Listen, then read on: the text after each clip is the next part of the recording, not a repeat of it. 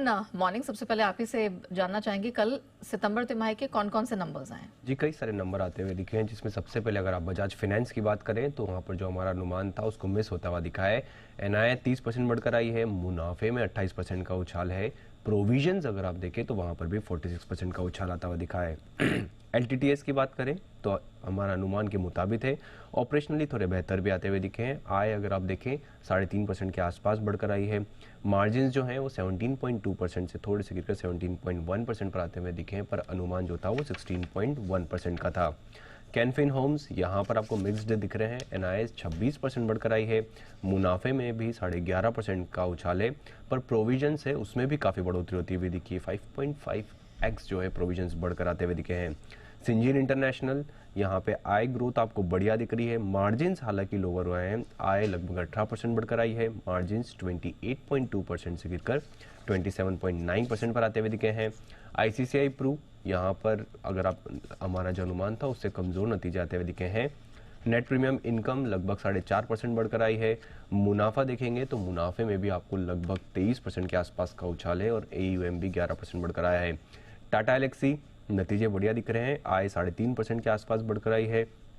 Margins थोड़े से improve होकर आए हैं, 29.5% से इंप्रूव होकर 29.9% पर।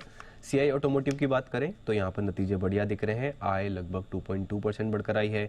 मार्जिन्स 13.2% से इंप्रूव होकर 15.1% पर आते हुए दिखे हैं। और अंत में हैप्पीएस्ट माइंड की बात करें तो आय 4% बढ़कर आई है। मार्जिन्स जो हैं वो घट कर आए हैं, 19.2% से गिरकर 16.7% पर आते हुए दिखे हैं। और मुनाफा जो है वो लगभग फ्लैट रहा है, क्योंकि अदर इनकम देखें तो वहाँ पर 62% की बढ़ोतरी।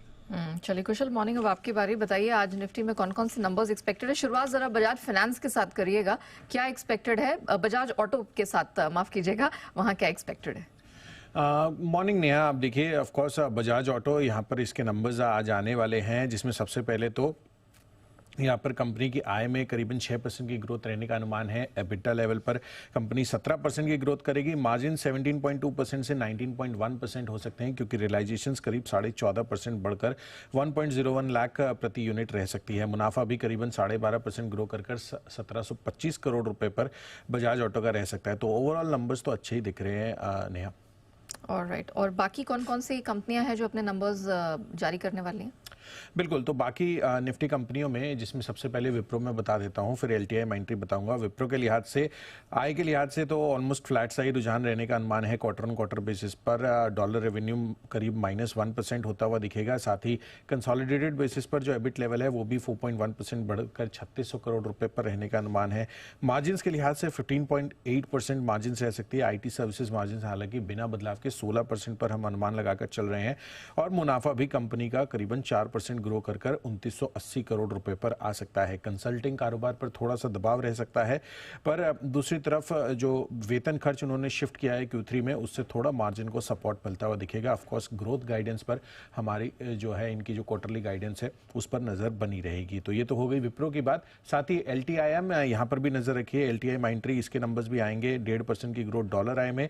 एबिट लेवल पर करीबन 4.5% की डिग्रोथ आती हुई दिखेगी 1385 करोड़ पर। और साथ ही कंपनी की जो मार्जिन्स हैं वो भी 100 बेसिस पॉइंट्स घट सकती है, क्योंकि वेतन खर्च यहां पर बढ़ने से मार्जिन्स पर दबाव रह सकता है। और मुनाफा ऑलमोस्ट फ्लैट रहेगा 1150 करोड़ रुपए पर। ऑलराइट, चलिए तो ये वो नंबर्स जिनका रहेगा इंतजार। अरमान, आपकी बारी आती है, जरा बताइए महत्वपूर्ण ट्रिगर्स आज कौन से हैं और खबरों के दम पर कहां कहां एक्शन दिखेगा? जी बिल्कुल, नतीजों में सबसे पहले निफ्टी, जहां पर Bajaj auto, IndusInd bank, LTI माइंट्री, Wipro के नतीजे आते हुए दिखेंगे। F&O में आपको ICICI लोम्बार्ड, पर्सिस्टेंट सिस्टम, उनके नतीजे आएंगे।